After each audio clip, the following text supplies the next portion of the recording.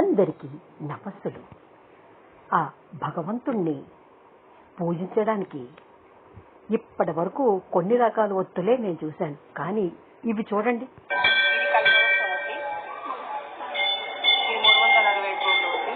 ఇది సోమవారం ఒత్తి, ముక్కంటి ఒత్తి, ఆవుతోక ఒత్తి, బృందావనం ఒత్తి, మణిదీపవర్ణ ఒత్తి, శివకేశవుల ఒత్తి, ఏకరుద్రాక్ష ఒత్తి, బ్రహ్మ విష్ణు మహేశ్వర ఒత్తి, నక్షత్రం ఒత్తి, టెంకాయ ఒత్తి, జిల్లేడు ఒత్తి, ఉసిరికాయ ఒత్తి, డమరుకం ఒత్తి,